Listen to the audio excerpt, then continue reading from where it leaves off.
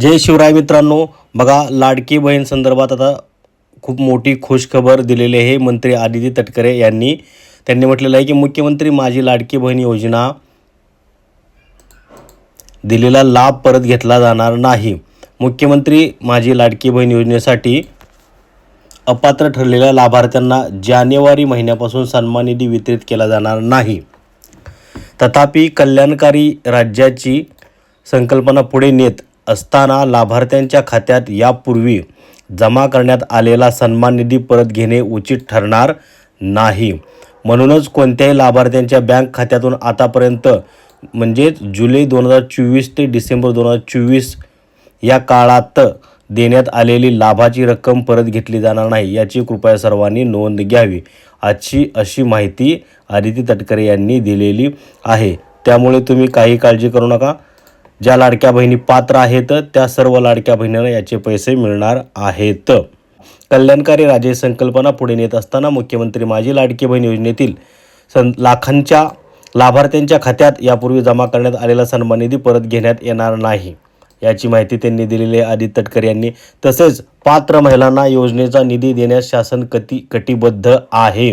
पात्र महिलांसाठी पात्र महिला कोण हे आता आपण पुढे बघणार आहोत. मुख्यमंत्री माझी लाडकी बहीण योजनेसाठी अपात्र ठरलेल्या लाभार्थ्यांना जानेवारी महिन्यापासून सन्मान निधी वितरित केला जाणार नाही. म्हणजे जे GRच्या बाहेरच्या महिला आहेत, GRमध्ये ज्या बसतात, GRमध्ये जे नियम आहेत आणि त्या नियमामध्ये ज्या काय लाडक्या बहिणी बसतात त्या लाडक्या बहिणींना फक्त पैसे मिळणार आहेत. ज्या GRच्या नियमाच्या बाहेर आहेत त्या लाडक्या बहिणींना पैसे दिले जाणार नाहीत. जानेवारीचा पैसा जानेवारीच्या अगोदरचे सगळे पैसे मिळाले, मात्र जानेवारीचा हप्ता 1,500 रुपयाचा ज्या लाडक्या बहिणींना मिळालेला नाही किंवा फेब्रुवारीचा जो हप्ता मिळणार नाही त्या लाडक्या बहिणींनी समजून चालायचं की आपण आता या योजनेतून बाद झालेलो आहोत. त्यामुळे मुख्यमंत्री लाडकी बहीण योजनेसाठी अपात्र ठरलेल्या लाभार्थ्यांना जानेवारी महिन्यापासून सन्मान निधी वितरित केला जाणार नाही. तसेच लाभार्थ्यांच्या बँक खात्यातून आतापर्यंत म्हणजे जुलै 2024 ते डिसेंबर 2024 या कालावधीत देण्यात आलेली लाभाची रक्कम परत घेतली जाणार नाही. मग त्यांनी असं म्हटलेलं आहे की जे या योजनेसाठी अपात्र ठरलेले आहेत, ज्या अपात्र असताना त्यांना पात्र केलं परंतु त्यांना पैसे मिळाले आणि आता जर ते अपात्र पुन्हा ठरले असतील, त्यांना या यादीतून बाहेर काढले असेल आणि त्यांना यापूर्वीचे पैसे मिळाले असतील तर ते पैसे मात्र त्यांच्याकडून घेतले जाणार नाहीत, त्यांच्याकडून वसुली केले जाणार नाहीत. हे मात्र ह्या त्या लाडक्या बहिणीसाठी खुश खबर आहे. मात्र ज्या अपात्र लाडक्या बहिणी आहेत त्यांना आता इथून पुढं पैसे मिळणार नाहीत. महिलांना आर्थिकदृष्ट्या सक्षम करण्यासाठी 21 ते 65 वयोगटातील महिलांसाठी राज्य शासनाने मुख्यमंत्री लाडकी बहीण योजना सुरू केलेली आहे.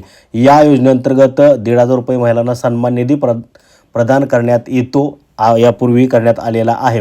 मात्र योजनेच्या निकषात न बसणाऱ्या महिलांनी या योजनेचा लाभ घेतल्याचे आढळून आल्याने शासनाने पडताळणी प्रक्रिया राबवलेली आहे. या अंतर्गत पात्र न ठरलेल्या महिलांची सन्मान निधी परत घेण्यात येणार नाही. अपात्र ठरलेल्या महिलांना या योजनेतून वगळण्यात येत आहे.